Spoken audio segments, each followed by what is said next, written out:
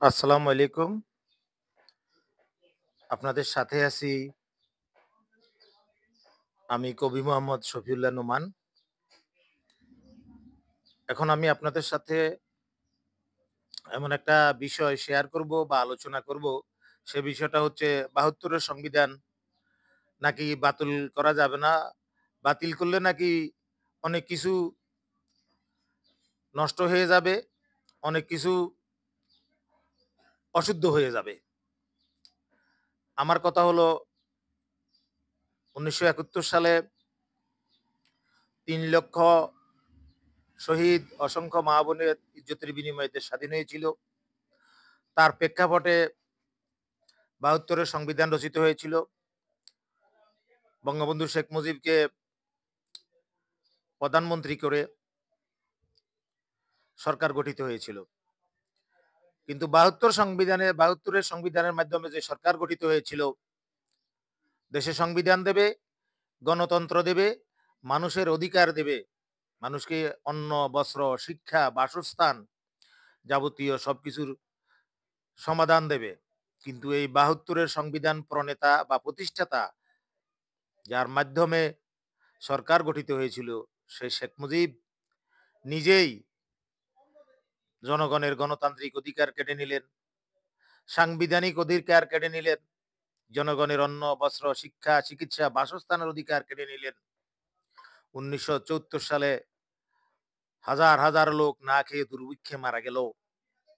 অবশেষে বাকশাল গঠন করে নিজেই সপরিবারে নিহত হলেন। তার ছেলেরা, তার দলের লোকেরা দেশে লুটপাট করে ২২ জন লুটপাটকারী থেকে ২২,০০০ লুটপাটকারী তৈরি করে বাংলাদেশের ব্যাংক, বিমা সবকিছু লুটপাট করে খেয়ে ফেললো তার ছেলে জামাল কামাল ঘংরা।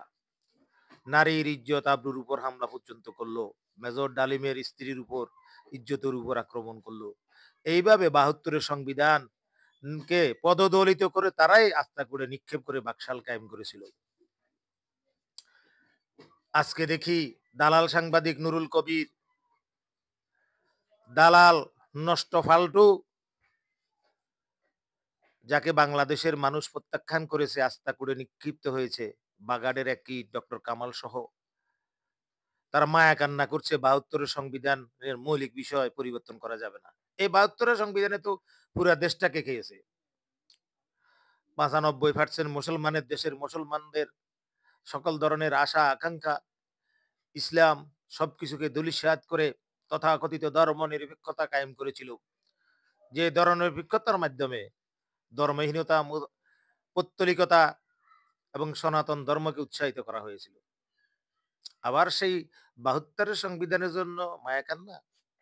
অন্তর্বর্তীকালীন সরকার বা বিপ্লবী সরকার এই ৭২ এর সংবিধান অবশ্যই সংস্কার করবে এবং এদেশের গণমানুষের আশা আকাঙ্ক্ষা, ৯৫% মুসলমানের দেশে সংবিধান ইনশাল্লাহ রচিত হবে কোরআন এবং শরীয়তের আলোকে। এদেশের শিক্ষা, চিকিৎসা সব বিষয়ে ইসলামিক বিষয়গুলোকে সম্পৃক্ত করতে হবে। মাদ্রাসা এবং স্কুল, কলেজ, বিশ্ববিদ্যালয়, আলিয়া টু বিশ্ববিদ্যালয় এ ধরনের শিক্ষা ব্যবস্থা বাতিল করে সম্পূর্ণরূপে একমুখী মুসলমানদের আশা আকাঙ্ক্ষার আলোকে ইসলামী শিক্ষা ব্যবস্থা প্রবর্তন করতে হবে এবং নতুন সংবিধান ইসলামী শরিয়া মোতাবেক বাস্তবায়ন করতে হবে। তা না হলে বাংলাদেশের প্রতিটি মুসলমানের গায়ে এক ফোঁটা রক্তবিন্দু থাকা পর্যন্ত অন্য কোন ধরনের আলটু ফালতু বাজে নষ্ট ধর্মহীনতার ৭২ এর সংবিধান, তথাকথিত ধর্মনিরপেক্ষ সংবিধান, মানব রচিত কোন সংবিধান এদেশের গণমানুষ মুসলমানরা মেনে নেবে না, নেবে না, নেবে না, নেবে না, কখনোই না। তাই সরকারকে বলবো, বিপ্লবী সরকার অতি দ্রুত গঠন করুন। আমরা শুনতে পেরেছি ইতিমধ্যে বিপ্লবী সরকারের গঠন প্রক্রিয়া শুরু হয়েছে।